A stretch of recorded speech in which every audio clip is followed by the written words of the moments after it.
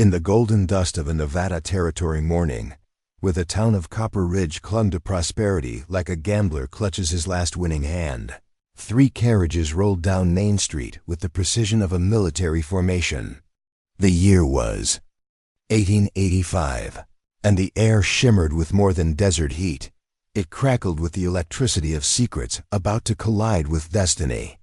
Before we jump back in, tell us where you're tuning in from, and if this story touches you, make sure you're subscribed, because tomorrow I've saved something extra special for you.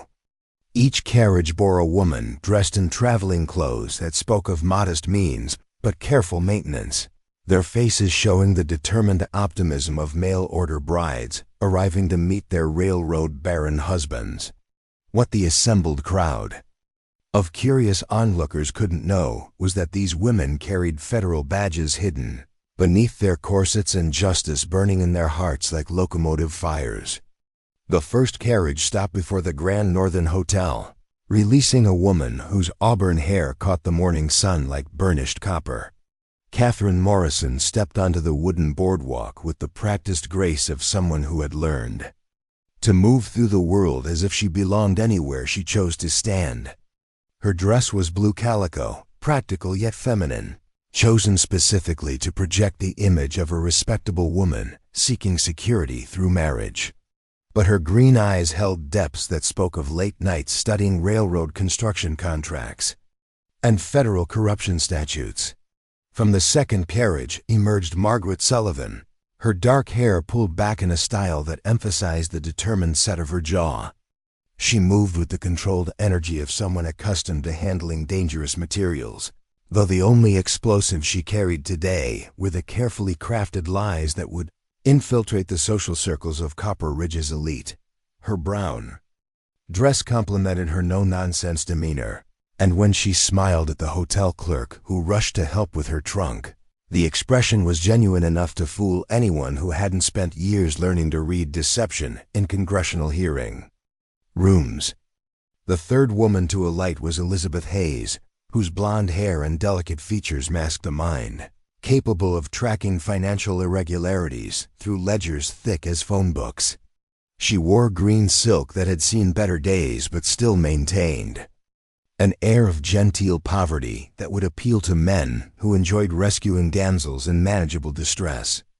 When she accidentally dropped her handkerchief, allowing the wind to carry it toward a well-dressed gentleman on the hotel veranda, the gesture appeared spontaneous enough to draw appreciative chuckles from the watching crowd.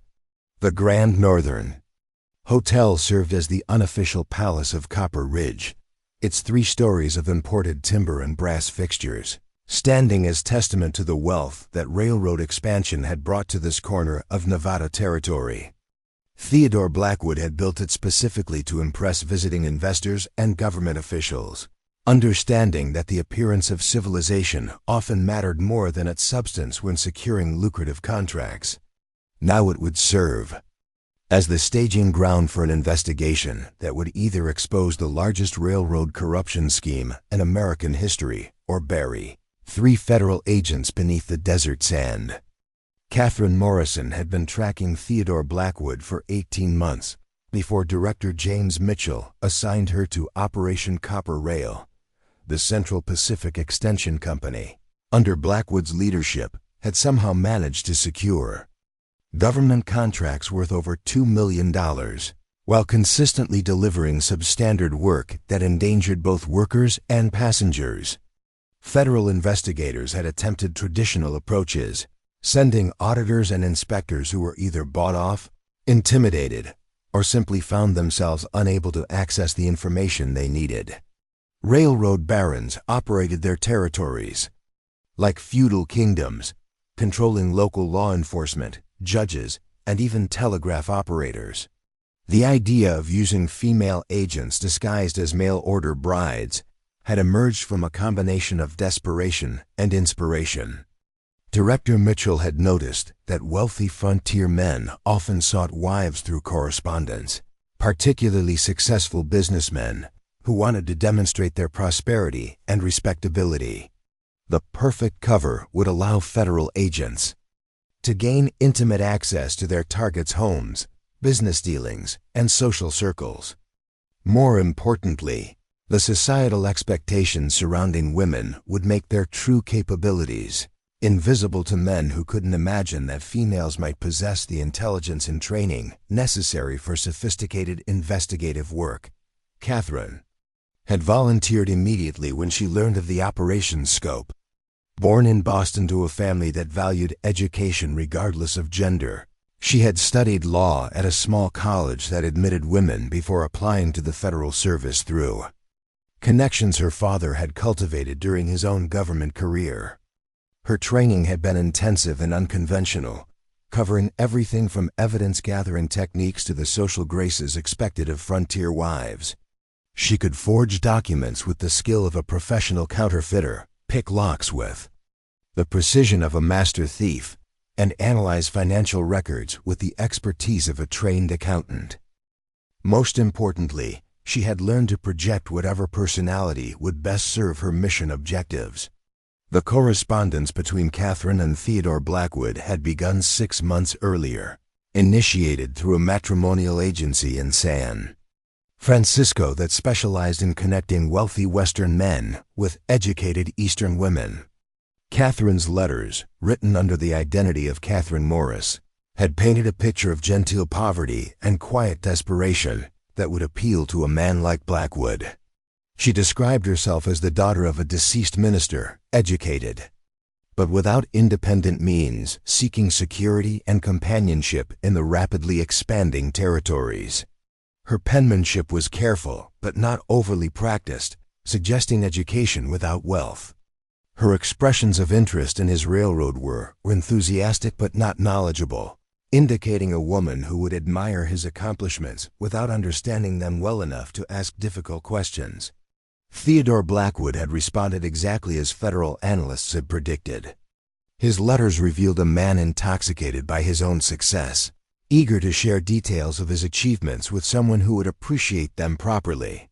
He described his railroad empire with the pride of a conquering general, mentioning specific contracts, government relationships, and business partnerships that provided Catherine with intelligence worth more than most federal investigations, gathered in years of traditional surveillance. He was particularly proud of his friendship with Senator William Hayes, whose committee oversaw railroad regulation, and his business relationship with General Marcus Stone, who controlled military transportation contracts throughout the Western territories. Margaret Sullivan's assignment to Harrison Caldwell of the Mountain Valley Railroad Corporation required different preparation and a different approach. Caldwell was younger than Blackwood, more physically dangerous, and reportedly involved in activities that extended beyond simple financial corruption into violent intimidation of competitors and workers. Federal intelligence suggested that several union organizers had disappeared after attempting to investigate working conditions on Caldwell's construction projects, and that at least 2 rival railroad executives had died in accidents that seemed suspiciously convenient for Caldwell's expansion plans. Sullivan's background made her uniquely qualified for this assignment. Before joining the federal service, she had worked in her father's mining operation in Colorado, where she had learned to handle dynamite and other explosives with the confidence of someone whose life depended on precision. More importantly, she had witnessed firsthand the kinds of industrial accidents that could befall workers when safety regulations were ignored or deliberately violated. Her training as a federal agent had built upon this foundation, teaching her to recognize signs of sabotage, intimidation, and other forms of industrial violence that traditional investigators often missed. Her correspondence with Caldwell had emphasized different qualities than Catherine's letters to Blackwood. Writing as Mary Shannon, she presented herself as the daughter of Irish immigrants who had built a small farming operation before losing everything to a railroad company's expansion through their property. This background story served multiple purposes, establishing her sympathy for railroad development, while creating a personal history that would explain any knowledge she might display about industrial operations and labor relations. Caldwell's Responses had revealed a man who enjoyed the idea of rescuing a woman from circumstances similar to those his own business practices had created for countless families throughout the territory. Elizabeth Hayes faced perhaps the most complex assignment of the three agents. Samuel Garrett of Continental Express Lines was the most sophisticated of the railroad barons, a man whose corruption operated through layers of shell companies, phantom contracts, and financial manipulations that required expert analysis to detect and prove. Federal accountants had been studying his operations for 2 years without finding sufficient evidence to justify prosecution, despite strong suspicions that he was systematically defrauding the government of hundreds of thousands of dollars through inflated invoicing and phantom construction projects. Hayes brought unique qualifications to this challenge. Educated at a women's college in Philadelphia that offered advanced mathematics and business studies, she had spent 3 years working for a private accounting firm before joining the federal service. Her training as an agent had focused heavily on financial investigation techniques, teaching her to trace money through complex corporate structures and identify the subtle signs of fraudulent accounting that less experienced investigators often overlooked. She could analyze a set of books and spot irregularities that would take traditional auditors weeks to discover, if they found them at all. Her letters to Garrett, written under the name Ellen Harris, had carefully established a background that would explain any financial knowledge she might accidentally display. She presented herself as the widow of a small-town banker who had died leaving her with modest means but considerable knowledge of business operations. Preparing and narrating this story took us a lot of time, so if you are enjoying it, subscribe to our channel. It means a lot to us. Now back to the story. This identity allowed her to express admiration for Garrett's financial acumen while occasionally asking questions that would provide her with access to information about his business practices. Garrett's responses had revealed a man who enjoyed demonstrating his sophistication to someone capable of appreciating it, and he had begun sharing details about his investment strategies and business relationships that federal investigators had been unable to obtain through traditional channels. The three agents had trained together for 2 months before departing for Nevada territory, developing the relationships and communication methods that would allow them to coordinate their investigation while maintaining their individual covers. They had learned to recognize subtle signals that could be incorporated into normal social interactions, practiced emergency protocols that could be executed without arousing suspicion, and developed contingency plans for situations ranging from blown covers to physical danger. Director Mitchell had emphasized repeatedly that their mission extended beyond simply gathering evidence against their 3 primary targets. The federal government suspected that the railroad barons were part of a larger network of corruption. That included government officials, military contractors, and financial institutions throughout the Western territories. The ultimate goal was to map this entire network, identify its key players, and gather sufficient evidence to prosecute not just individual criminals, but the systematic corruption that was undermining federal authority and democratic governance. In the rapidly expanding West, the stakes could hardly have been higher. The transcontinental railroad system represented the largest government investment in American history, with federal subsidies and land grants worth hundreds of millions of dollars. If significant portions of this investment were being diverted through corruption, the economic and political consequences would extend far beyond the immediate financial losses. Public confidence in federal institutions was already strained by scandals and inefficiency, and revelations of massive railroad corruption could undermine support for the territorial expansion that was reshaping the American continent. As the 3 carriages came to rest before the Grand Northern Hotel, the first phase of Operation Copper Rail was beginning. The agents would spend their initial weeks in Copper Ridge establishing their covers, beginning their relationships with their assigned targets, and gathering preliminary intelligence about the local power structure. This intelligence-gathering phase would be crucial to the mission's success, as it would determine not only what evidence they could gather, but how safely they could operate in a territory where their targets controlled most of the local authority figures. Catherine Morrison stepped into the hotel lobby with the nervous excitement appropriate to a mail-order bride meeting her intended husband for the first time. The space was more luxurious than anything that might be expected in a frontier town, with Persian rugs covering polished wooden floors and crystal chandeliers, casting warm light over furniture that had been shipped from San Francisco at considerable expense. Theodore Blackwood had spared no expense in creating an environment that would impress visitors and demonstrate his success, but Catherine's trained eye noticed details that revealed the underlying nature of his operations. The hotel staff moved with the precise efficiency of people who understood that their employment depended on satisfying their employer's exacting standards.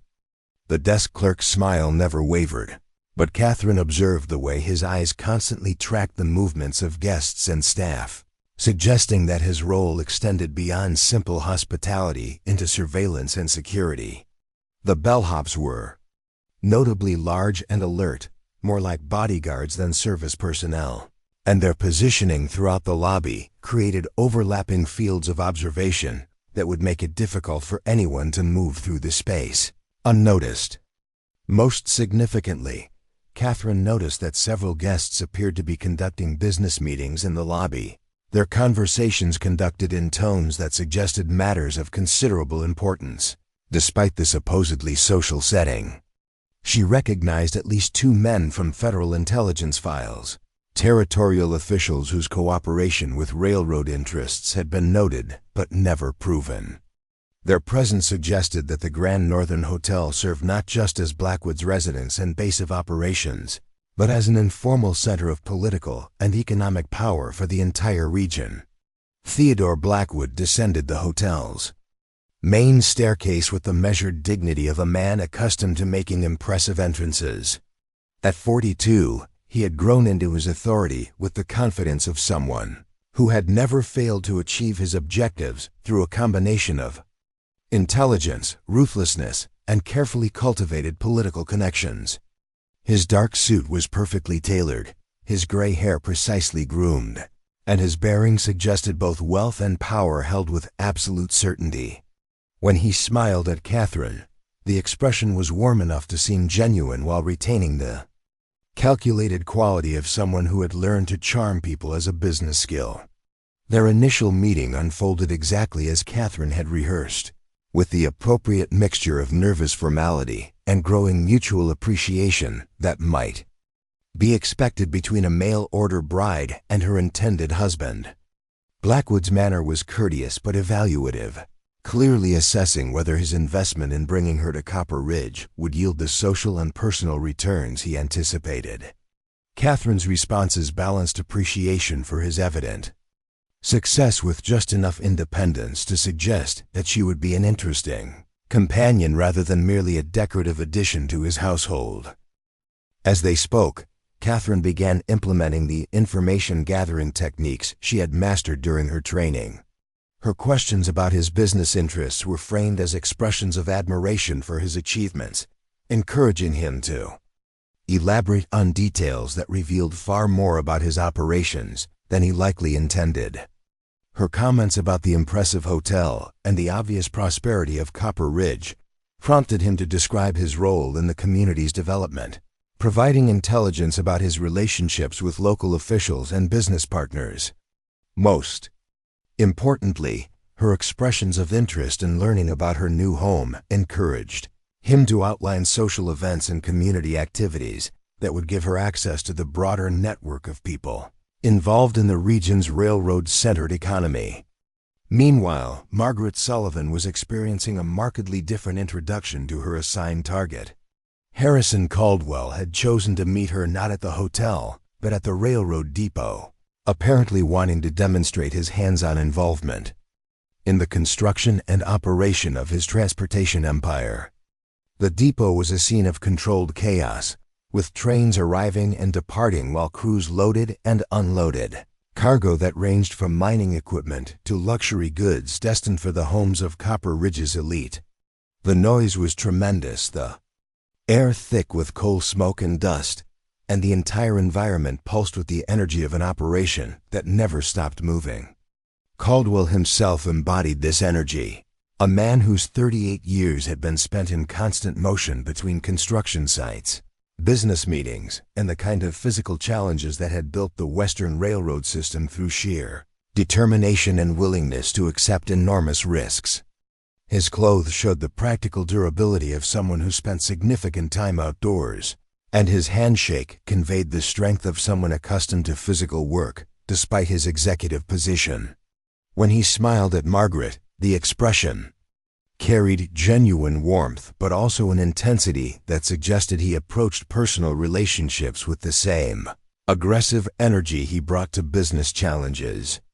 Their conversation necessarily competed with the ambient noise of the depot, creating an environment that discouraged careful listening by potential eavesdroppers while allowing Margaret to begin her intelligence gathering in a setting that revealed crucial information about Caldwell's operations. She observed the types of cargo being handled, noting discrepancies between the official manifests posted for public inspection and the actual materials being loaded onto trains.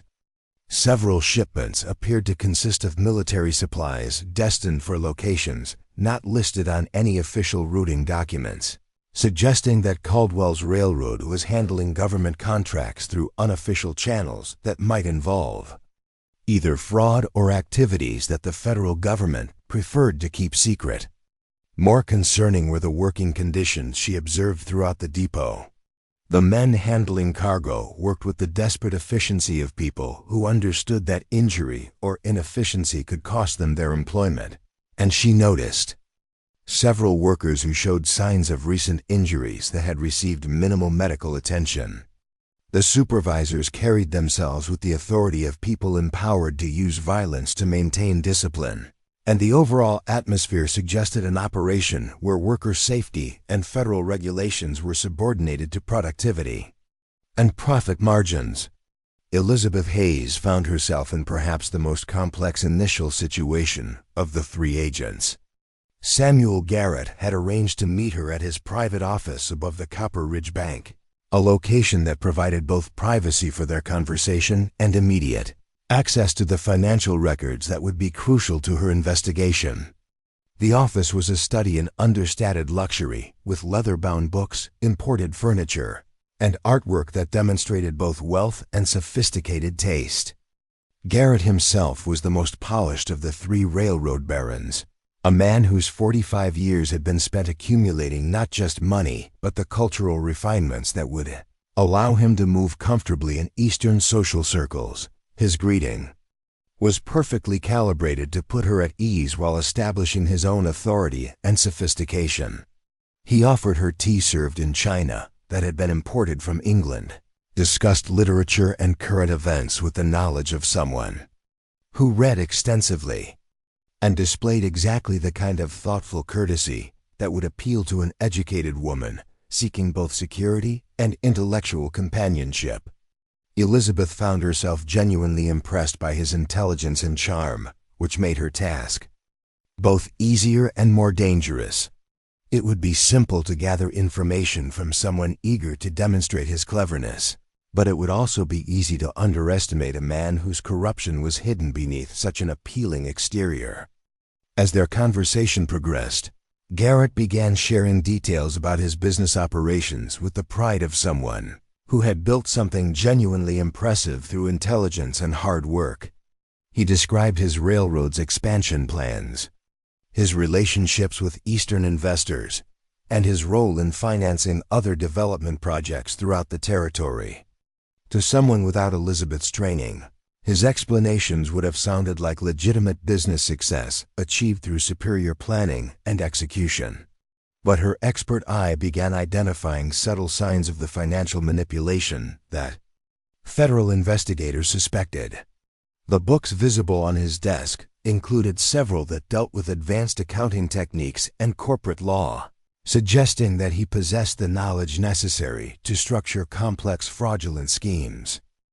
His casual references to various business partnerships revealed relationships with companies that Elizabeth recognized from federal intelligence files as suspected fronts for illegal activities.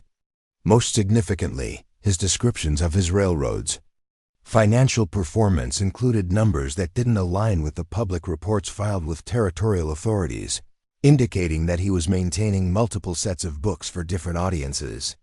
As the initial meetings concluded and the three agents settled into their assigned roles, the true scope of their investigation began to emerge. Each of their targets operated differently, but all three were clearly involved in activities that extended far beyond simple business competition into systematic fraud, corruption, and potentially violence.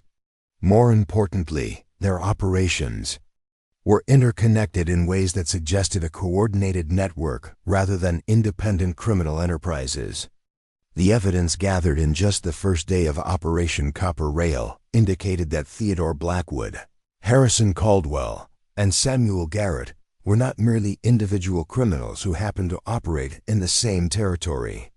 They were components of a larger system that had effectively captured the governmental and economic institutions of an entire region, creating a shadow authority that operated according to its own rules, while maintaining the appearance of legitimate business and democratic governance.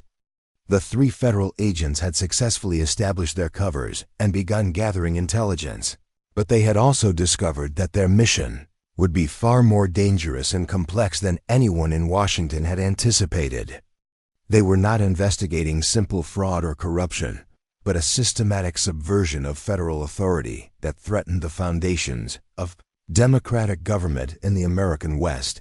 The stakes of their mission had escalated from financial crime to potential treason, and the consequences of failure would extend far beyond their individual lives to the future of American expansion and the integrity of federal institutions throughout the Western territories. As night fell over Copper Ridge, three women who had arrived as mail-order brides prepared to begin the most dangerous and important investigation in the history of federal law enforcement. Their success would determine not just the fate of millions of dollars in government contracts, but the question of whether the American frontier would be governed by democratic institutions or by the private interests of men who had learned to use legitimate business as a cover for systematic criminality. The transformation had begun, though unlike the physical and tactical training that had marked other legendary figures, this would be a metamorphosis of identity, loyalty, and justice that would either expose the truth or bury it beneath the Nevada desert along with the agents who had dared to seek it. The morning sun cast long shadows across Copper Ridge as Catherine Morrison began her transformation from federal agent to devoted fiancée. Her room at the Grand Northern Hotel had been carefully prepared by Theodore Blackwood's staff, furnished with feminine touches that revealed his expectations for their upcoming marriage. Delicate wallpaper adorned the walls, imported perfumes graced the vanity, and a wardrobe filled with expensive dresses awaited her approval. Each detail spoke of a man who understood that controlling appearances often meant controlling reality itself. Catherine stood before the mirror, studying her reflection with the analytical precision of someone whose life depended on maintaining a perfect facade. The woman looking back at her bore little resemblance to the federal agent who had spent months preparing for this mission. Her hair was arranged in the softer style favored by frontier wives. Her posture had adapted to suggest genteel vulnerability rather than professional competence, and her clothing projected exactly the right combination of modest prosperity and grateful dependence that would appeal to Blackwood's ego. The breakfast invitation that had been delivered to her room represented the first formal step in establishing their relationship, but Catherine understood that it also served as an evaluation. Blackwood would be assessing her social skills, her intelligence, and most importantly, her potential usefulness as both a wife and a symbol of his success. Her responses would need to demonstrate appreciation for his achievements, while avoiding any displays of knowledge that might suggest capabilities beyond those expected of a mail-order bride. The hotel's dining room occupied the entire ground floor, its windows offering panoramic views of the railroad depot and the mountains beyond. The morning crowd consisted primarily of businessmen conducting affairs over coffee and eggs, their conversations creating a constant murmur of commercial activity that served as the soundtrack to Copper Ridge's prosperity. Catherine noticed immediately that several tables were occupied by men she recognized from federal intelligence files, territorial officials and railroad executives whose presence suggested that the Grand Northern served as an informal center of regional power. Blackwood arrived precisely on time, his punctuality reflecting the military efficiency that had characterized his rise from construction foreman to railroad magnate. He had dressed carefully for their breakfast, choosing clothing that projected authority while remaining appropriate for a social occasion. His manner was warm but evaluative, clearly designed to put her at ease while gathering information about her background, expectations, and potential compatibility with his lifestyle and ambitions. Their conversation began with the polite formalities appropriate to their situation, but Catherine quickly recognized that Blackwood was implementing his own intelligence-gathering operation. His questions about her family background, education, and previous experiences were framed as expressions of interest in getting to know her better, but their systematic nature revealed a man accustomed to evaluating people for specific purposes. Catherine's responses had been carefully prepared to withstand exactly this kind of scrutiny, providing enough detail to seem authentic while avoiding any information that might contradict her assumed identity. As their breakfast progressed, Blackwood began sharing information about his business operations with the pride of someone who had built something genuinely impressive through intelligence and determination. He described his railroad's expansion throughout Nevada Territory, his relationships with territorial officials, and his plans for future development projects that would cement his position as the dominant transportation figure in the region. Catherine listened with the appropriate mixture of admiration and confusion, asking questions that encouraged him to elaborate, while avoiding any displays of knowledge that might suggest she understood the implications of what he was revealing. The intelligence value of their conversation exceeded Catherine's most optimistic expectations. Blackwood's casual references to government contracts revealed specific details about bid processes that suggested systematic corruption extending far beyond simple favoritism. His descriptions of his relationships with territorial officials included information about private meetings and unofficial agreements that had never been reported to federal authorities. Most significantly, his plans for future expansion included references to military transportation contracts that would require coordination with federal officials whose cooperation appeared to have been secured through means that extended beyond legitimate business negotiations. Catherine's training as a federal agent allowed her to recognize the broader implications of the information Blackwood was sharing. His railroad operations were not simply benefiting from government corruption. They were actively structuring that corruption to serve specific business objectives. The bid processes he described were designed not to ensure fair competition, but to create the appearance of legitimate contracting while guaranteeing predetermined outcomes. The territorial officials he mentioned were not merely cooperating with railroad interests, but actively subordinating their governmental responsibilities to corporate objectives. Most concerning was Blackwood's casual reference to his friendship with Senator William Hayes, whose committee oversaw rail regulation for the entire Western Territory. Catherine recognized Hayes from federal intelligence files as a suspected but unproven participant in railroad corruption, and Blackwood's description of their relationship suggested a level of coordination that amounted to regulatory capture on a massive scale. If Hayes was actively coordinating his committee's activities with railroad interests, the implications extended far beyond financial fraud into systematic subversion of democratic governance. Meanwhile, Margaret Sullivan was beginning her own intelligence gathering operation under circumstances that required entirely different skills and approaches.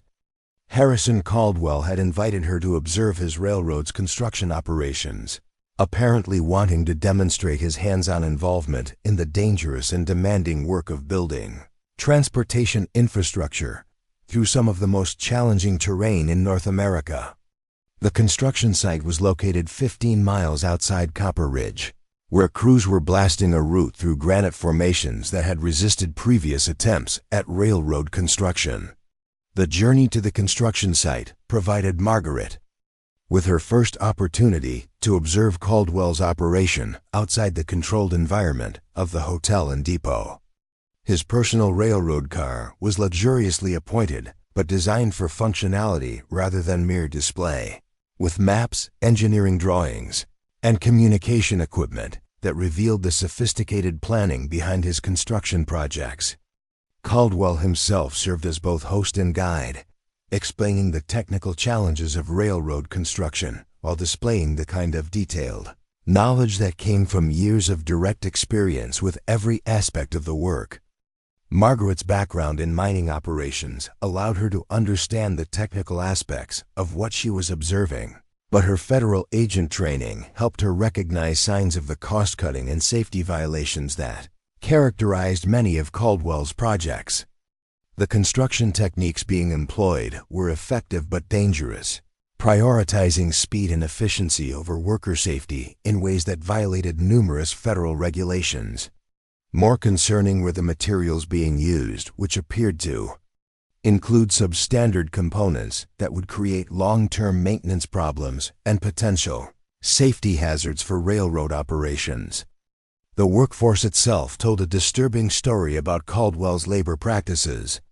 The men working the construction site showed signs of malnutrition and exhaustion that suggested inadequate food and rest, while their supervisors carried themselves with the authority of people empowered to use violence to maintain discipline. Margaret observed several workers who displayed obvious signs of recent injuries that had received minimal medical attention, and the overall atmosphere suggested an operation where productivity was maintained through intimidation rather than fair compensation and reasonable working conditions. Most significantly, Margaret noticed that the construction crew included men who appeared to be working under duress rather than for wages. Their clothing was inadequate for the harsh conditions, their movements suggested people weakened by poor treatment, and their interactions with supervisors displayed the deference of people who feared the consequences of resistance. The implications were disturbing, suggesting that Caldwell's labor force might include workers who were being held against their will or forced to work under conditions that amounted to slavery. Caldwell's explanations of his construction techniques revealed additional information about his business practices and relationships. He described coordination with territorial officials that had allowed him to bypass normal permitting and inspection processes, suggesting corruption that extended throughout the regulatory apparatus. His references to his relationships with suppliers indicated connections to companies that Margaret recognized from federal intelligence files as suspected fronts for illegal activities. Most concerning were his casual mentions of competitors who had encountered difficulties that had benefited his expansion plans, suggesting that his business success might involve more than legitimate competition.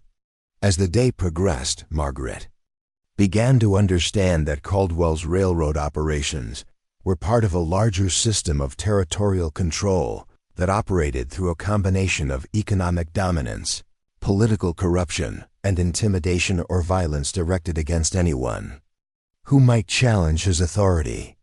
His construction projects were not simply transportation infrastructure, but instruments of territorial expansion that consolidated his control over vast areas of Nevada territory, while providing cover for activities that extended far beyond legitimate business operations. Elizabeth Hayes faced perhaps the most complex challenge of the three agents, as her investigation of Samuel Garrett required her to gain access to financial records and business relationships that he kept carefully hidden from outside scrutiny. Garrett had invited her to spend the day touring his various business operations throughout Copper Ridge, apparently wanting to demonstrate the scope and sophistication of his financial empire while evaluating her intelligence and potential usefulness as a business partner as well as a wife.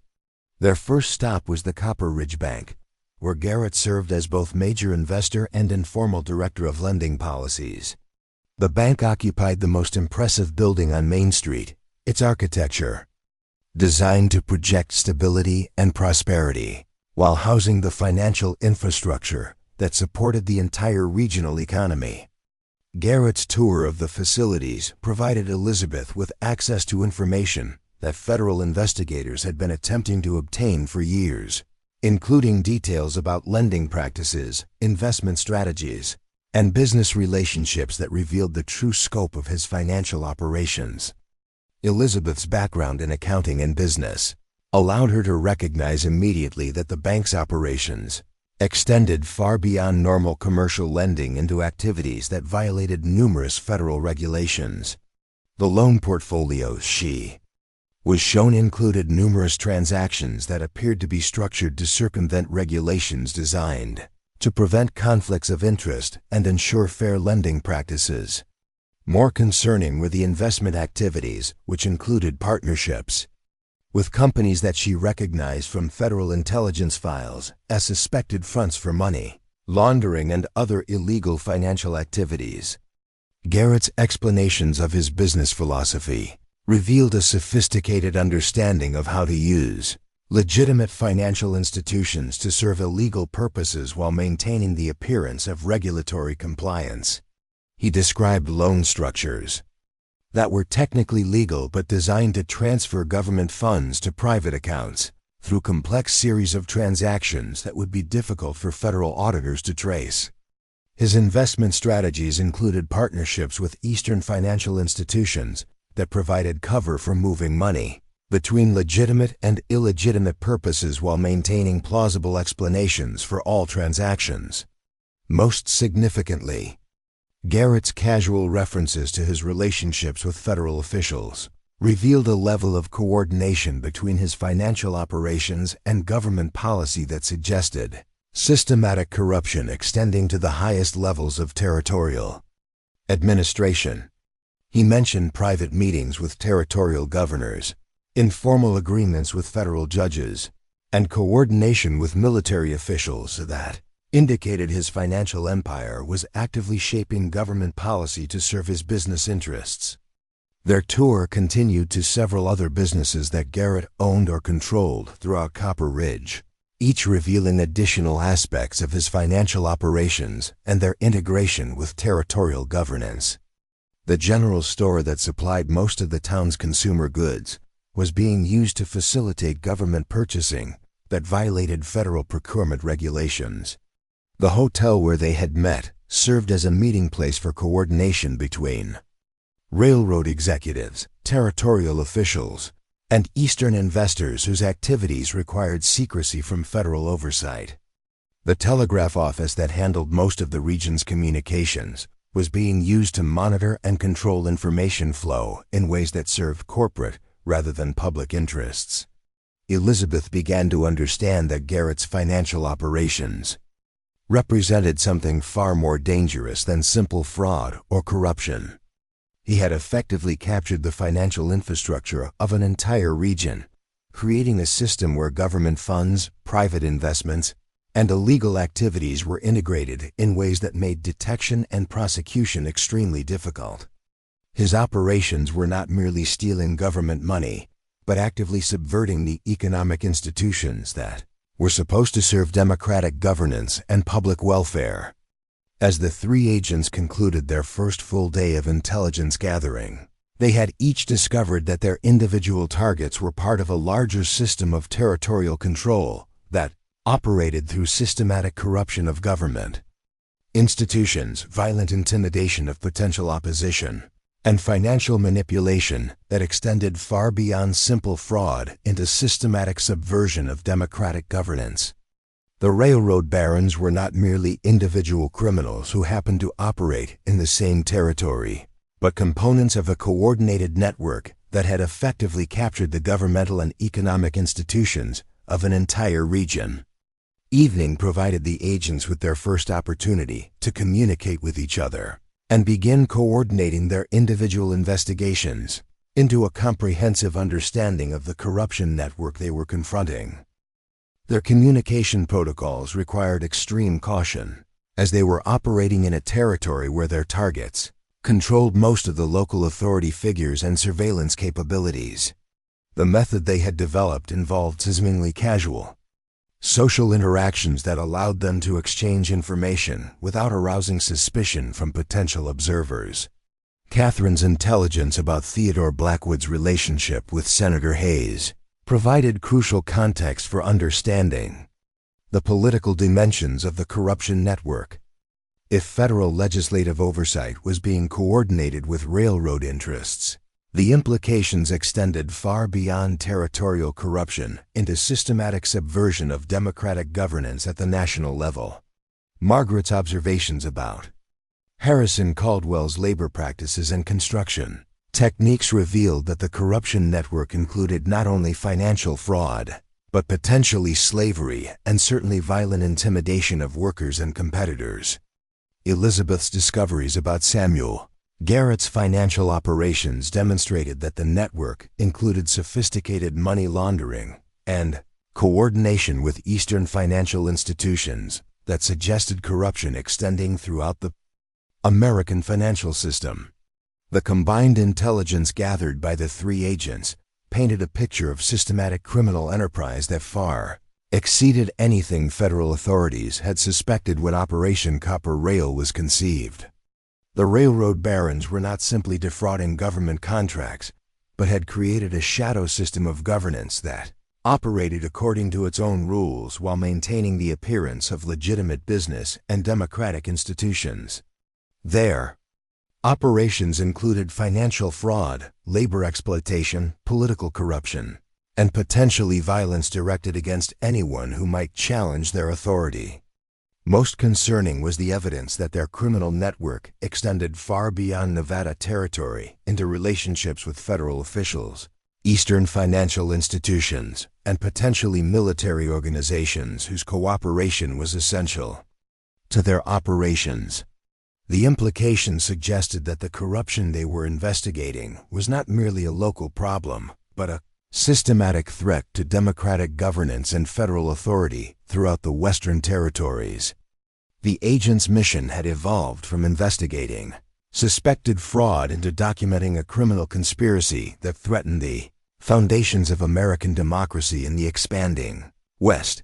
Their success would determine not only the fate of millions of dollars in government contracts, but the question of whether federal institutions could maintain their authority in territories where corporate interests had learned to subvert democratic governance through systematic corruption, intimidation, and violence.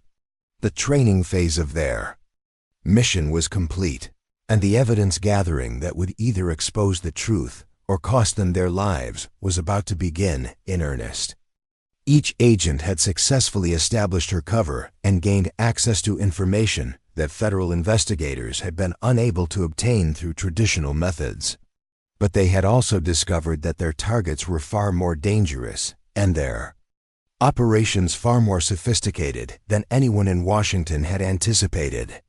The corruption network they were investigating represented a new form of criminal enterprise that combined legitimate business operations with systematic subversion of governmental institutions, creating a shadow authority that operated according to its own rules while maintaining the appearance of democratic governance. The stakes of their investigation had escalated from financial crime to potential treason, and the consequences of failure would extend far beyond their individual lives to the future of American expansion and the integrity of federal institutions throughout the Western territories. As they prepared for the next phase of their investigation, the three agents understood that they were confronting not merely individual criminals, but a systematic challenge to democratic governance that would require all of their skills, courage, and dedication to expose and defeat. The railroad barons had built something that was simultaneously more and less than a legitimate business empire, a criminal organization that had learned to use the institutions of democracy to serve its own interests while maintaining the appearance of lawful authority. The transformation of 3 mail-order brides into federal agents was complete, but their mission to expose the truth about railroad corruption in Nevada territory was just beginning. The evidence they had gathered provided a foundation for understanding the scope and sophistication of the criminal network they were confronting. But proving that network's existence in court would require additional evidence that could only be obtained through continued infiltration of their targets' operations and social circles. The next phase of Operation Copper Rail would determine whether federal law enforcement could successfully challenge the new form of criminal enterprise that was emerging in the American West, or whether the corruption network would succeed in maintaining its shadow authority over an entire region through a combination of legitimate business operations, political corruption, and violent intimidation of potential opposition. The thunderstorm that swept across Copper Ridge on the 3rd week of the agent's operation provided the perfect cover for the first direct confrontation between federal authority and the railroad baron's criminal empire. Catherine Morrison had discovered through careful observation of Theodore Blackwood's daily routine that he maintained a private office in the basement of the Grand Northern Hotel, a secure location where he conducted business that required absolute privacy from potential government surveillance. The storm's intensity had driven most of the town's population indoors, creating an opportunity for her to attempt infiltrating this inner sanctum of his operations. Catherine's weeks of careful relationship building with Blackwood had convinced him of her complete devotion and harmless femininity, allowing her to move freely throughout the hotel without arousing suspicion. Her cover as a devoted fiancée provided perfect justification for her presence in areas that might otherwise be restricted, and her apparent lack of interest in business matters had persuaded him that she posed no threat to his confidential operations. The trust she had cultivated was about to be tested in ways that would either provide crucial evidence or expose her true identity with potentially fatal consequences. The basement office was protected by security measures that revealed the true importance of the activities conducted there. The door was reinforced with steel plating disguised to appear decorative. The windows had been bricked over and covered with false panels, and the ventilation system had been modified to prevent sound from escaping to other parts of the building. Catherine's training in lockpicking and surveillance detection allowed her to recognize that the office was designed to function as both a secure meeting place and a potential fortress if Blackwood's operations came under attack from law enforcement or competing criminal organizations. Inside the office, Catherine discovered a treasure trove of documentation that exceeded her most optimistic expectations for intelligence gathering. Filing cabinets contained correspondence with federal officials that revealed systematic corruption, extending to the highest levels of territorial government, including evidence that Senator Hayes was actively coordinating his legislative activities with railroad interests in exchange for substantial financial compensation. Contract documents demonstrated that government procurement processes were being manipulated to guarantee specific outcomes regardless of competitive bidding requirements, with the appearance of fair competition maintained through elaborate deception, involving phantom companies and predetermined bid results.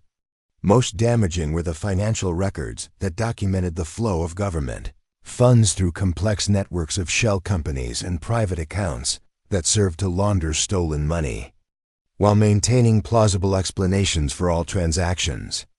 Catherine's training in financial investigation allowed her to trace money from legitimate government contracts through multiple intermediaries to private accounts controlled by Blackwood and his associates, demonstrating systematic theft of federal funds on a scale that dwarfed anything federal investigators had previously suspected.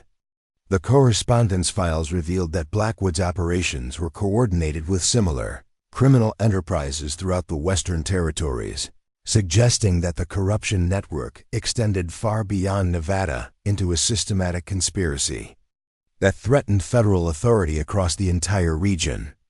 Letters from railroad executives in California, Colorado, and Wyoming described coordination of bid processes, sharing of corrupt government contacts, and joint operations designed to maximize the extraction of federal funds while minimizing the risk of detection by federal investigators.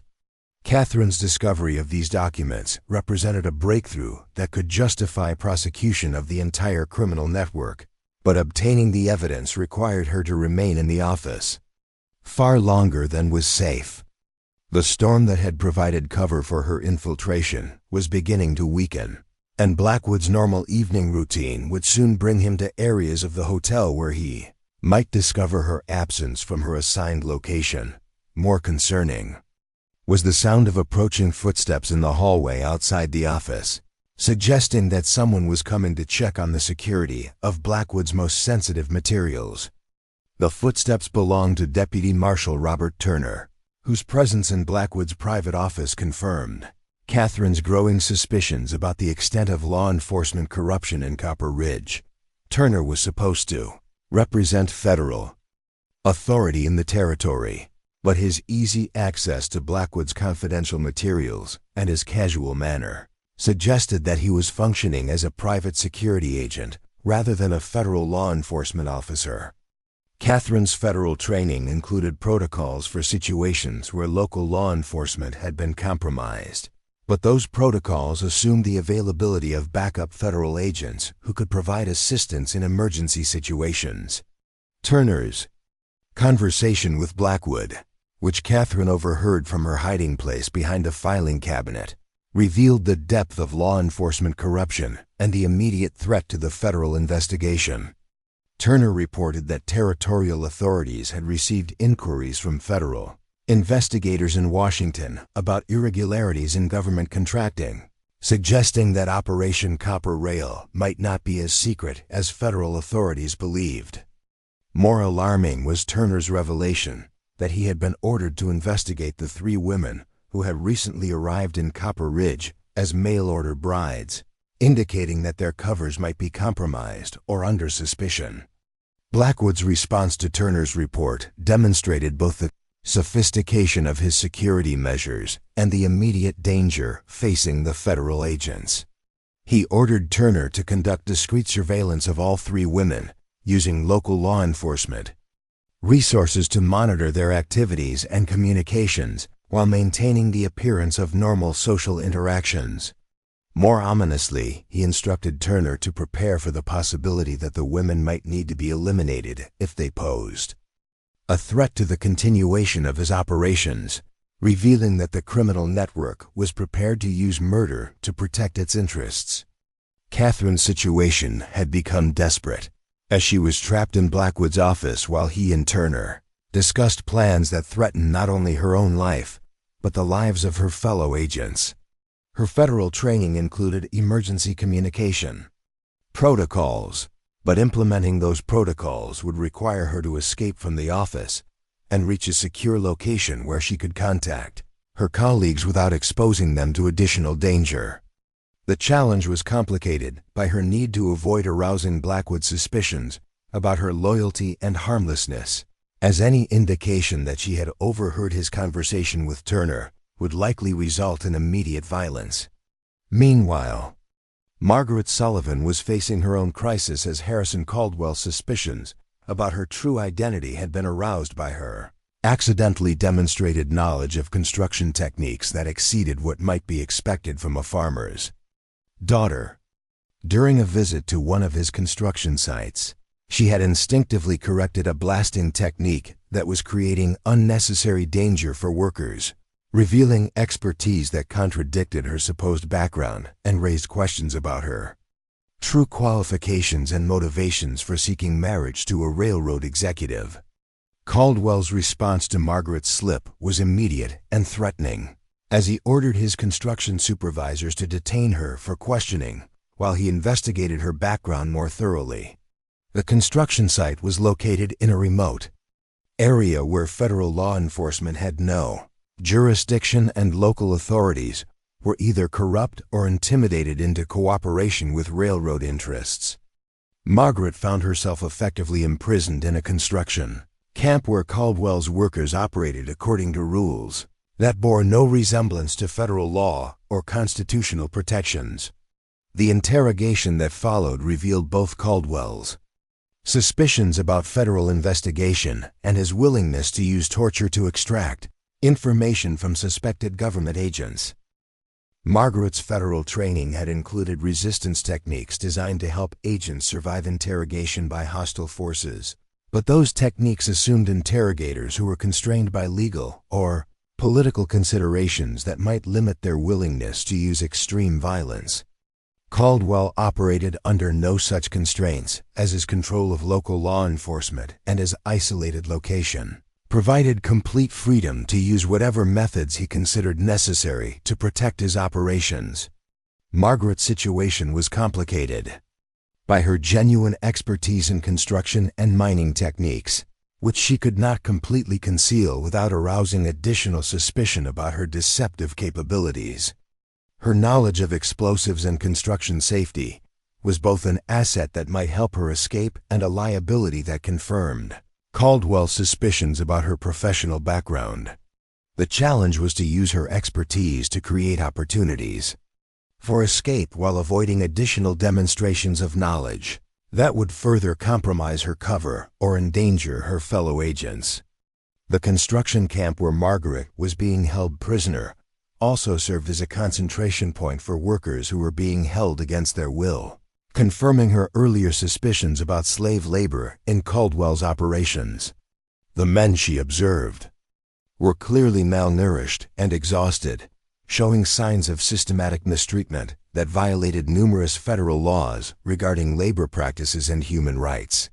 More disturbing was evidence that workers who attempted to escape or resist were subjected to violent punishment designed to discourage similar behavior among the remaining workforce. Margaret's federal training included protocols for documenting evidence of federal crimes, even while under hostile conditions, and she began gathering intelligence about Caldwell's labor practices that could support prosecution for slavery and human trafficking in addition to the financial crimes that were the original focus of Operation Copper Rail. The evidence she observed included systematic deprivation of food and medical care, violent punishment for minor infractions, and working conditions that amounted to deliberate endangerment of human life for the purpose of maximizing productivity and profit. Elizabeth Hayes faced perhaps the most complex challenge of the three agents. As Samuel Garrett's sophisticated intelligence network had detected inconsistencies in her background that suggested she might be conducting surveillance of his financial operations. Unlike the direct confrontations facing her colleagues, Elizabeth's situation involved a subtle campaign of psychological pressure designed to determine her true loyalties and capabilities without directly exposing Garrett's suspicions or criminal activities.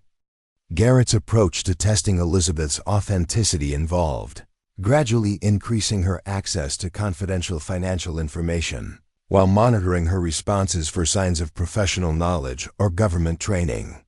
He began sharing details about investment strategies and business relationships that would be meaningless to a legitimate mail-order bride, but would be immediately recognizable to a federal investigator as evidence of systematic financial fraud. Elizabeth's challenge was to respond with appropriate ignorance while actually gathering and remembering information that could support federal prosecution of his criminal enterprise. The psychological pressure of maintaining her cover while gathering evidence was intensified by Garrett's sophisticated understanding of human behavior and his experience in detecting deception. He employed conversation techniques designed to reveal inconsistencies in her supposed background, created situations that tested her emotional responses to information about criminal activities, and gradually increased the complexity of the financial information he shared to determine whether she possessed expertise that contradicted her claimed identity. Elizabeth's federal training had included extensive preparation for exactly this type of sophisticated counterintelligence operation. But the reality of implementing those techniques while maintaining a romantic relationship with her target proved more challenging than any simulation could have prepared her for. Garrett's combination of intelligence, charm, and ruthless criminal ambition created a psychological environment where her professional objectivity was constantly challenged by the genuine attraction she felt for qualities that made him an effective criminal leader. The financial information that Garrett shared with Elizabeth during this period of testing provided crucial evidence about the scope and sophistication of the corruption network's money laundering operations. His casual descriptions of investment partnerships revealed connections to Eastern financial institutions that were actively facilitating the transfer of stolen government funds to private accounts controlled by railroad executives throughout the Western territories. More concerning were his references to coordination with federal officials, whose cooperation was essential to maintaining the appearance of legitimate business operations while conducting systematic fraud. Most damaging was Garrett's revelation that the corruption network included military officials who were diverting government supplies and equipment to support railroad construction projects in exchange for substantial financial compensation. The implications suggested that federal military resources were being systematically stolen and repurposed to serve private commercial interests, representing a form of corruption that threatened national security as well as government finances.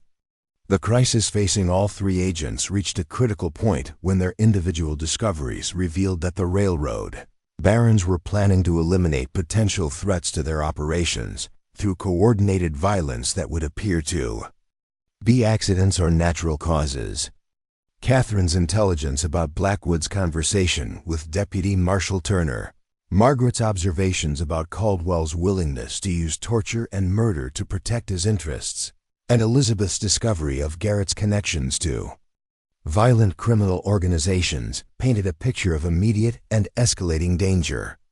The agent's emergency communication protocols required them to reach the hidden federal marshal's office located in Copper Ridge's telegraph building, but accomplishing this objective while maintaining their covers and avoiding the surveillance network that Turner had established proved extraordinarily challenging.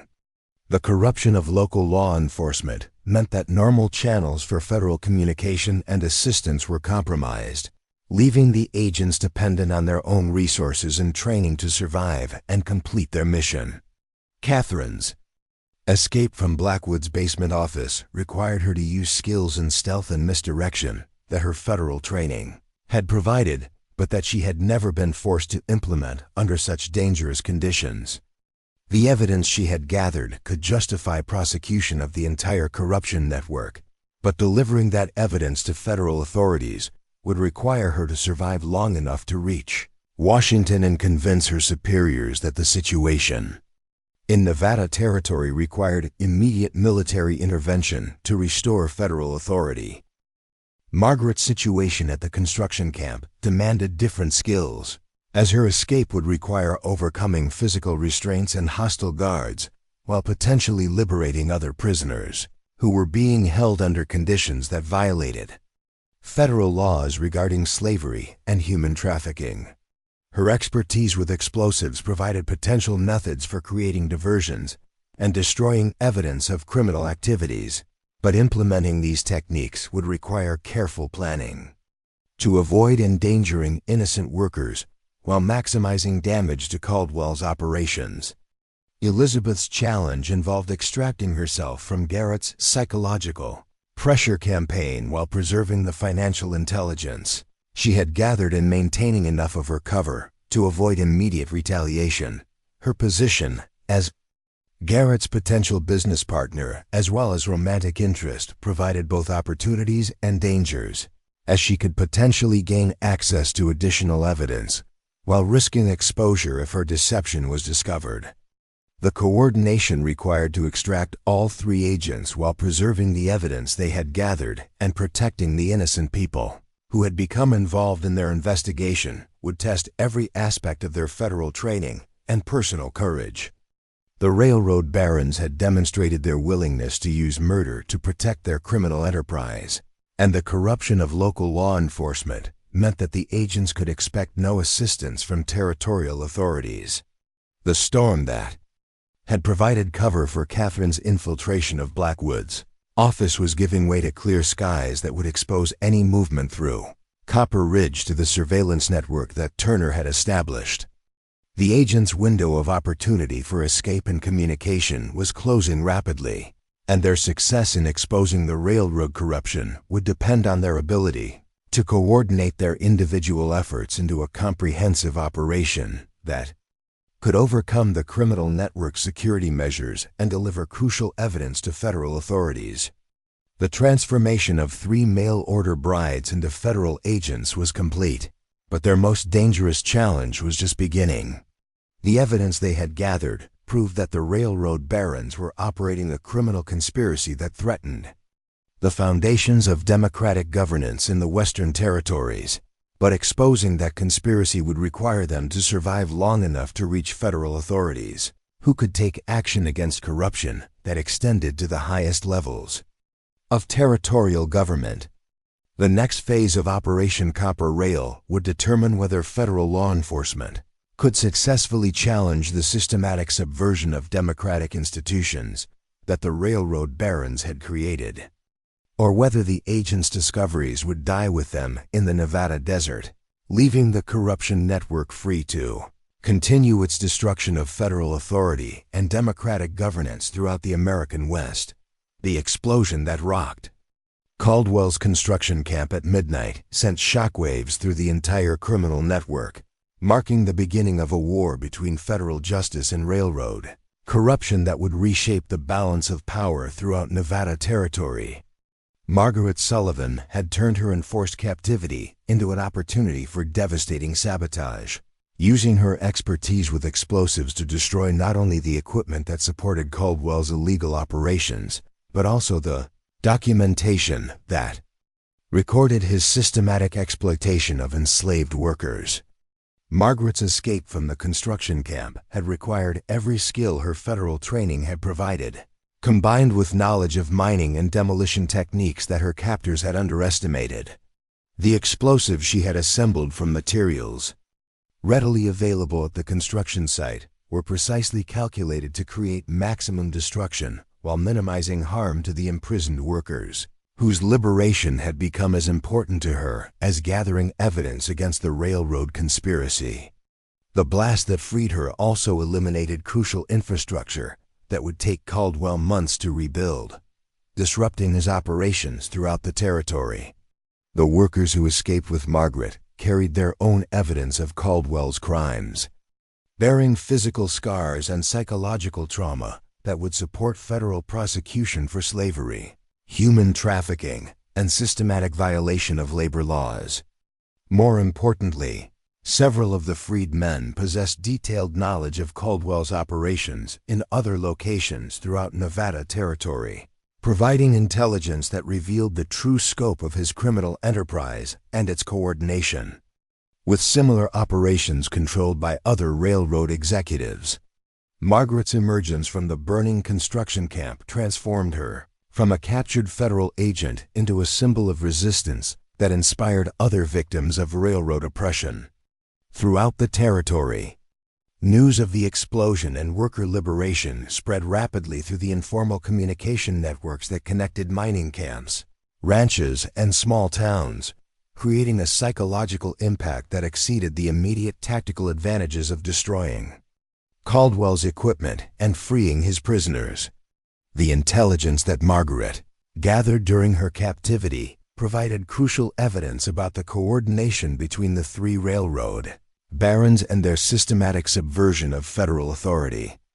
Documents she had recovered before destroying the camp's administrative buildings revealed regular communication between Caldwell, Blackwood, and Garrett regarding the elimination of federal investigators, the corruption of territorial officials, and the coordination of their criminal activities to maximize profit while minimizing the risk of prosecution. Most significantly, Margaret's intelligence confirmed that the railroad barons were receiving advance warning about federal investigations from sources within the territorial government, and possibly within federal agencies themselves. The documents she had recovered included copies of confidential federal communications regarding Operation Copper Rail, suggesting that the agents' covers had been compromised from the beginning, and that their mission had survived only because the criminal network had underestimated their capabilities and determination. Catherine Morrison's situation at the Grand Northern Hotel had become equally dangerous, as Theodore Blackwood's discovery of her infiltration into his private office had triggered a security response that revealed the military precision of his criminal organization. Rather than confronting her directly, Blackwood had implemented a subtle campaign of surveillance and psychological pressure, designed to determine whether she was working alone or as part of a larger federal investigation.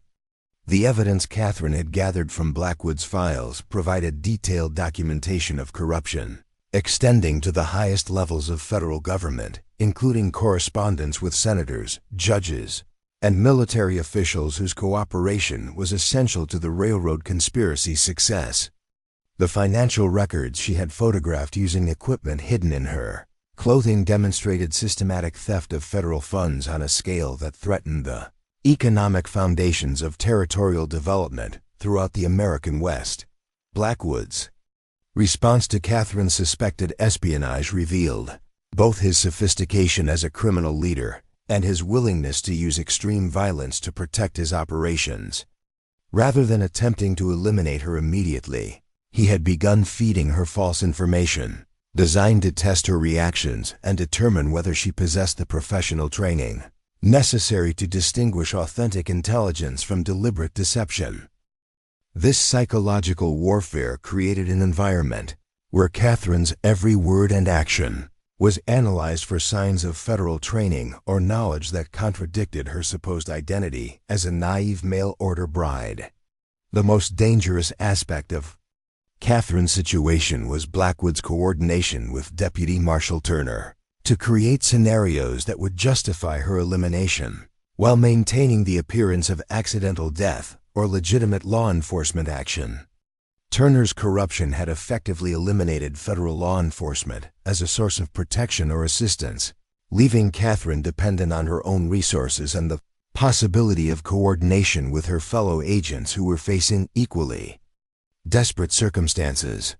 Catherine's federal training had included preparation for operating in environments where local law enforcement was compromised, but the reality of facing a criminal conspiracy that included corrupt federal officials proved more challenging than any simulation could have anticipated. The evidence she possessed could justify prosecution of dozens of federal officials and military officers, but delivering that evidence to trustworthy authorities would require her to survive long enough to reach Washington and convince her superiors that the corruption in Nevada Territory required immediate military intervention. Elizabeth Hayes faced the most psychologically complex challenge of the three agents, as Samuel Garrett's sophisticated intelligence operation had evolved from subtle testing into an elaborate deception designed to turn her into a double agent, working for the railroad conspiracy against federal interests. Garrett had revealed his knowledge of her true identity while offering her financial compensation and protection that far exceeded anything the federal government could provide, creating a situation where her personal survival and professional loyalty were in direct conflict. Garrett's offer represented more than simple bribery, as it included detailed information about corruption within federal agencies that suggested her superiors might be planning to sacrifice the agents to protect more valuable intelligence operations or political relationships.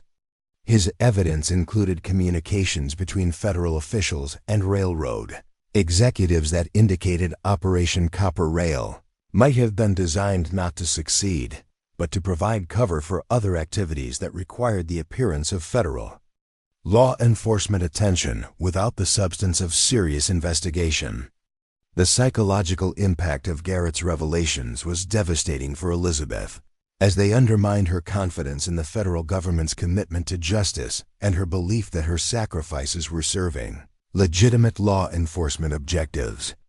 Garrett's sophisticated understanding of federal operations and his access to confidential government communications suggested that the corruption network's infiltration of federal agencies was far more extensive than anyone in Washington had suspected or acknowledged.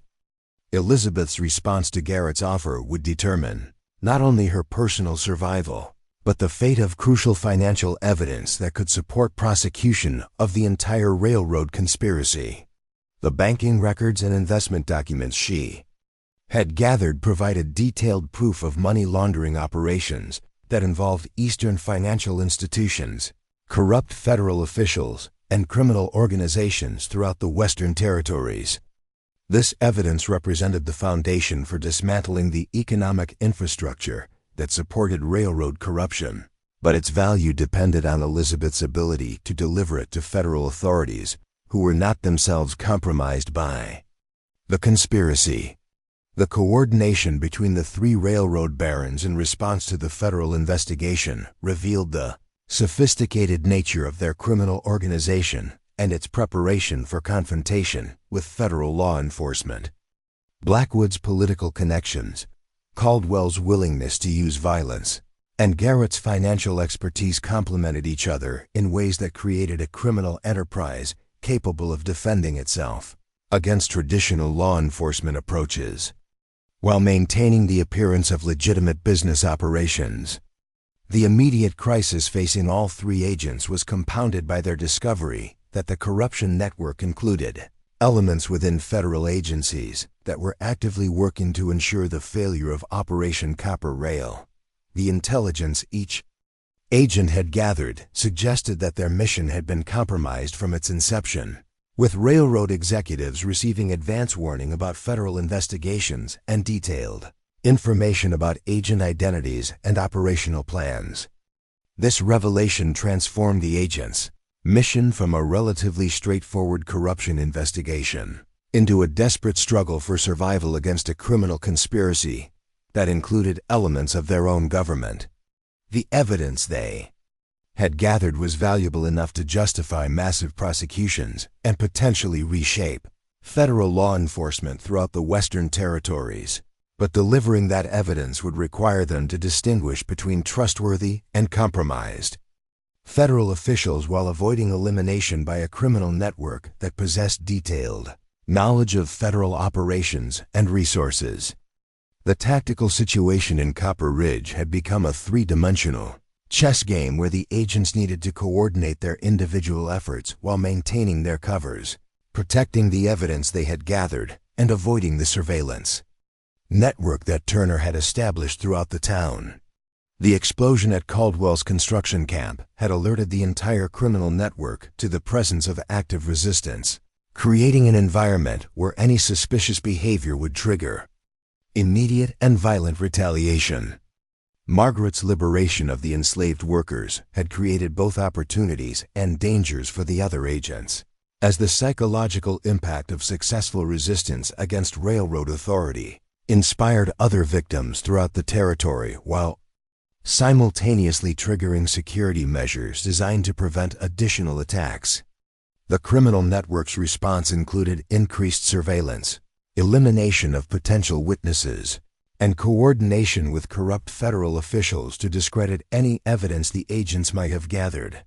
Catherine's intelligence about Blackwood's coordination with Senator Hayes provided crucial evidence about the political dimensions of the railroad conspiracy, but using that evidence would require her to reach federal officials whose loyalty to constitutional government was beyond question.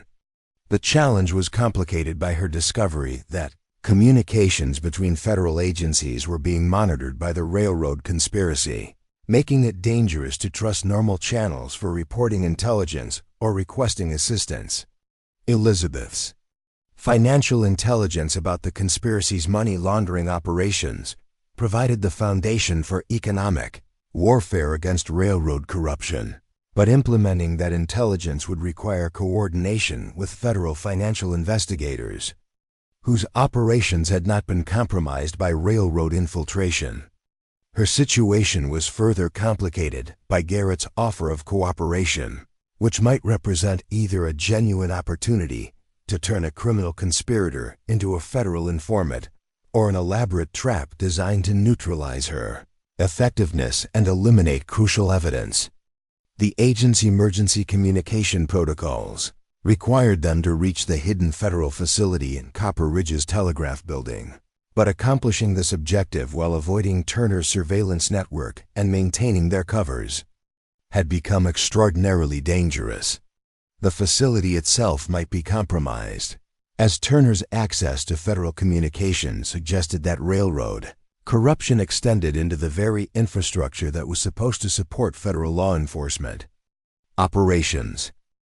The evidence gathered by all three agents provided comprehensive documentation of a criminal conspiracy that threatened the foundations of democratic governance throughout the Western Territories, but preserving and delivering that evidence would require tactical coordination that exceeded anything their federal training had prepared them for.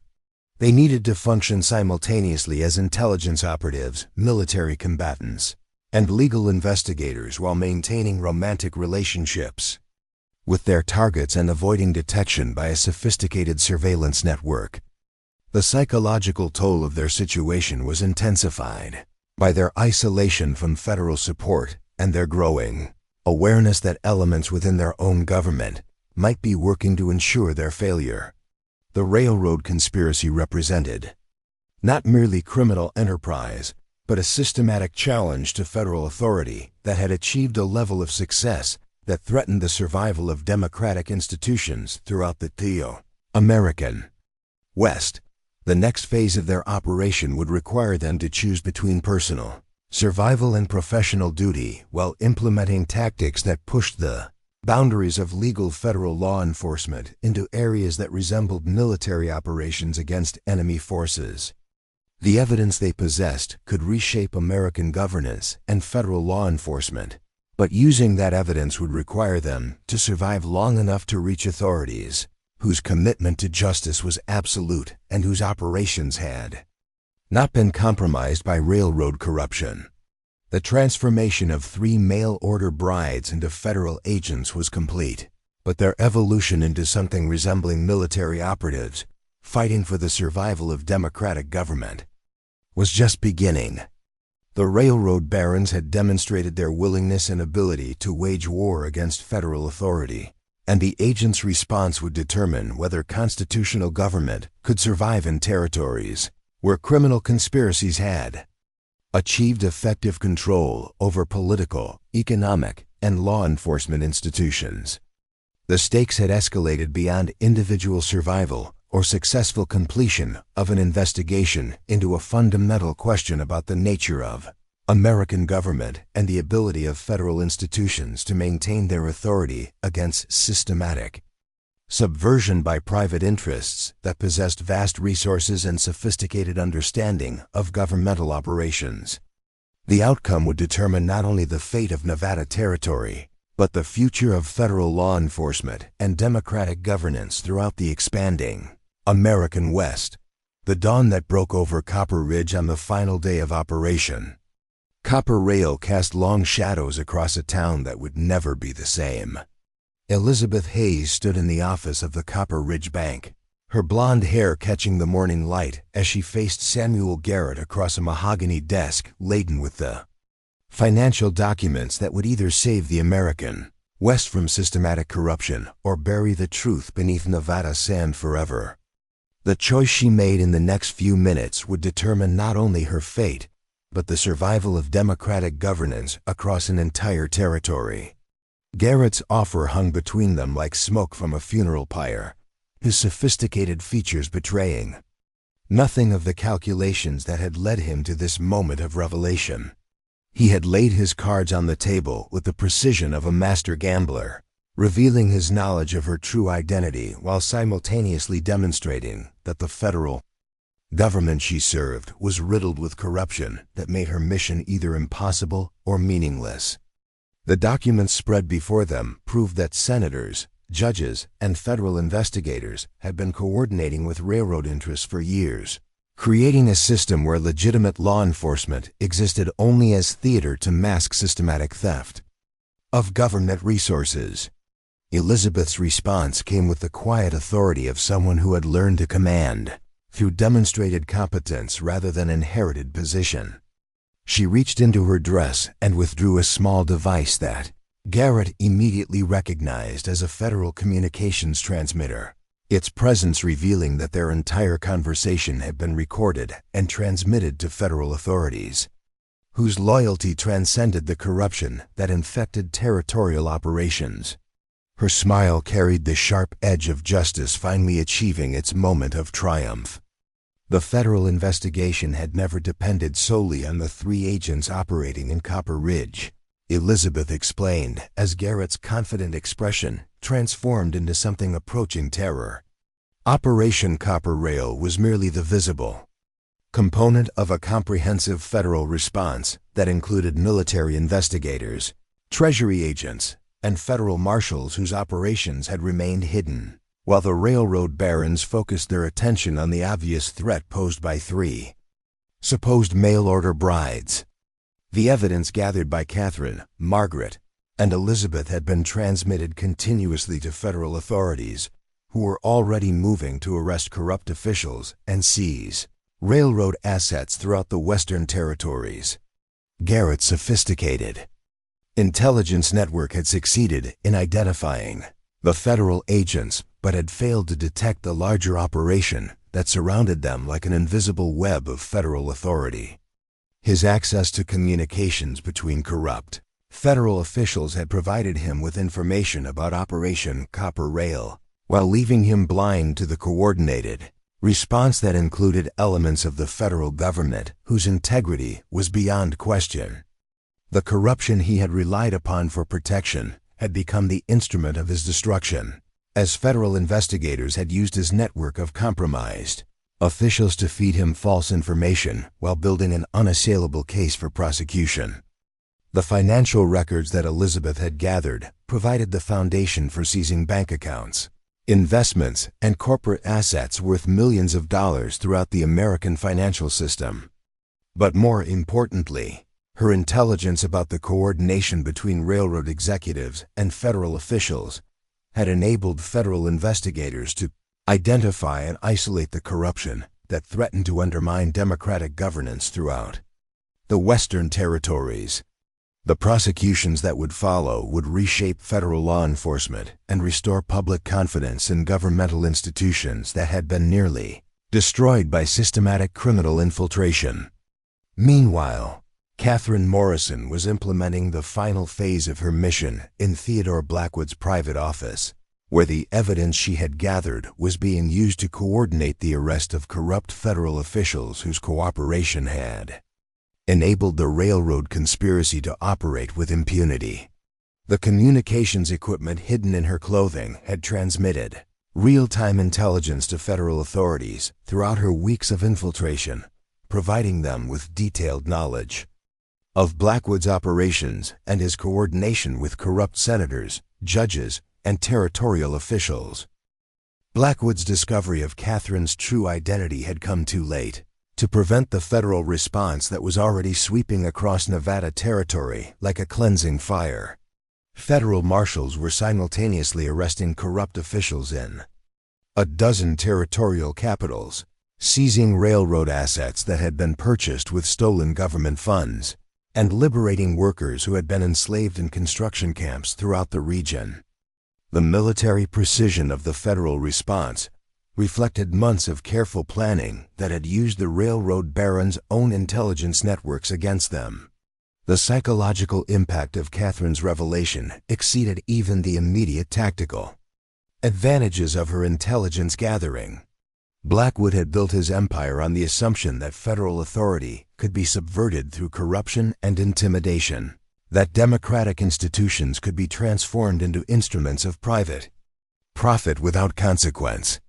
Catherine's presence in his most secure facilities, her access to his most confidential communications, and her successful transmission of evidence to uncorrupted federal authorities demonstrated that his assumptions were fatally flawed.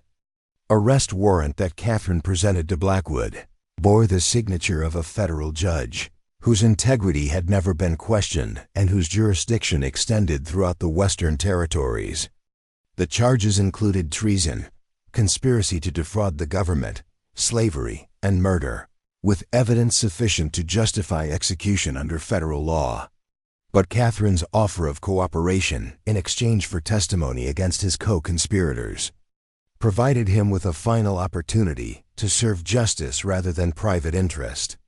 Margaret Sullivan's role in the final confrontation required different skills, as her destruction of Caldwell's construction camp had triggered a violent response that threatened to escalate into open warfare between federal forces and the private armies that the railroad barons had assembled to protect their operations. Caldwell's reaction to the liberation of his enslaved workers had revealed the true nature of his criminal organization, as he had mobilized armed men who operated according to military discipline while acknowledging no authority except corporate profit. The battle that erupted in the mountains outside Copper Ridge represented more than a law enforcement operation, as it involved fundamental questions about the nature of American governance and the ability of democratic institutions to maintain their authority against private interests that possessed military capabilities. Federal forces that included both marshals and regular army units found themselves confronting an organized enemy that had prepared for exactly this type of confrontation. Through years of systematic planning and resource accumulation, Margaret's expertise with explosives and her knowledge of mining techniques proved crucial to the federal victory, as she coordinated the destruction of infrastructure that Caldwell's forces had prepared to use against federal authority. The bridges, tunnels, and fortified positions that he had constructed to protect his criminal operations became liabilities when federal forces gained access to intelligence about their locations and vulnerabilities. The systematic destruction of these facilities eliminated Caldwell's ability to wage sustained resistance while demonstrating federal determination to restore constitutional governance regardless of the costs involved. The surrender of Caldwell's forces marked the collapse of the railroad conspiracy's military capabilities, but the psychological impact extended far beyond the immediate tactical situation. Throughout the Western Territories, other criminal organizations that had assumed federal authority could be subverted or intimidated began reconsidering their positions as news of the federal victory spread through informal communication networks. The demonstration that constitutional government possessed both the will and the capability to defend itself against systematic subversion sent shockwaves through criminal enterprises that had assumed federal weakness or corruption would protect them from consequences. The final confrontation between federal justice and railroad corruption took place not in the mountains or the streets of Copper Ridge, but in the realm of public opinion and political accountability that would determine whether the victory against criminal conspiracy could be sustained over time. The evidence gathered by the three federal agents provided the foundation for prosecutions that would reshape American law enforcement, but the ultimate success of their mission depended on the ability of democratic institutions to learn from the crisis and implement reforms that would prevent similar threats to constitutional governance. The trials that followed would establish legal precedents regarding federal authority, individual rights, and corporate responsibility that would influence American jurisprudence for generations. But more immediately, the prosecutions served to restore public confidence in federal institutions that had been nearly destroyed by systematic corruption and criminal infiltration. The demonstration that justice could triumph over vast criminal conspiracies when federal authorities possessed both the determination and the resources necessary to defend constitutional government provided a foundation for continued territorial expansion and democratic governance throughout the American West. Elizabeth Hayes found herself testifying before congressional committees whose investigations would reshape federal law enforcement and corporate regulation throughout the American economy. Her expertise in financial investigation and her intimate knowledge of the railroad Conspiracy's operations made her testimony crucial to understanding how systematic corruption had achieved such devastating success and what reforms would be necessary to prevent similar threats to democratic governance. The financial intelligence she had gathered provided the foundation for new federal agencies dedicated to investigating corporate crime and monitoring the relationship between private interests and government policy. Catherine Morrison's intelligence about political corruption led to the establishment of new oversight mechanisms designed to ensure that federal officials remained accountable to constitutional principles rather than private interests.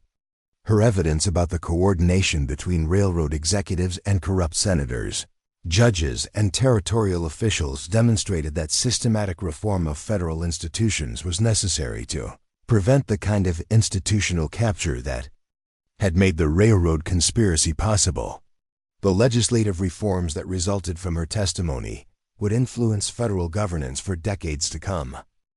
Margaret Sullivan's documentation of labor exploitation and systematic violence led to the creation of federal agencies dedicated to protecting worker rights and investigating industrial crimes that threatened human dignity and constitutional principles. Her evidence about enslaved workers and the use of violence to maintain labor discipline provided the foundation for federal intervention in industrial relations that would reshape the American economy and ensure that territorial expansion served human freedom rather than corporate profit. The three women who had arrived in Copper Ridge as supposed mail-order brides had achieved something that traditional federal law enforcement had been unable to accomplish through conventional means. They had exposed and defeated a criminal conspiracy that threatened the foundations of American democracy, restored federal authority in a territory where constitutional government had been nearly destroyed, and established legal precedents that would protect democratic institutions against similar threats for generations to come. The railroad barons who had assumed that federal authority could be subverted through corruption and intimidation had learned that democratic institutions possessed resources and determination that exceeded their ability to comprehend or counter. The systematic defeat of their conspiracy served as both punishment for their crimes and warning to other private interests that might consider similar attacks on constitutional governance. The legacy of Operation Copper Rail extended far beyond the immediate prosecutions and territorial reforms that resulted from the agent's success. The demonstration that individual citizens serving federal institutions could triumph over vast criminal conspiracies through courage, intelligence, and dedication to constitutional principles provided inspiration for future generations of federal investigators and served as a foundation for American confidence in democratic governance. The Nevada Territory that emerged from the crisis bore little resemblance to the criminal fiefdom that the railroad barons had created through systematic subversion of federal authority. Constitutional government had been restored, corporate power had been subordinated to democratic accountability, and individual rights had been secured through federal institutions that had proven their ability to defend justice against any challenge. The three federal agents had achieved something that would reshape American history and ensure that territorial expansion served human freedom rather than private exploitation. As the dust settled over Copper Ridge and federal authority was restored throughout Nevada Territory, the three women who had risked everything for justice found themselves transformed once again. They were no longer mail-order brides or undercover federal agents, but symbols of American determination to defend democratic principles against any threat, regardless of its sophistication or resources. Their success had proven that constitutional government could survive and triumph over the most dangerous challenges when individual citizens possessed the courage to risk everything for justice and federal institutions possessed the integrity to support their efforts. The railroad lines that had been built through stolen government funds were converted to legitimate transportation infrastructure that served public rather than private interests. The wealth that had been accumulated through systematic corruption was returned to federal coffers and used to support territorial development that benefited entire communities rather than individual criminals. The workers who had been enslaved in construction camps were freed and compensated for their suffering, while the officials who had enabled their exploitation faced justice under federal law. Up next, you've got two more standout stories right on your screen. If this one hit the mark, you won't want to pass these up. Just click and check them out.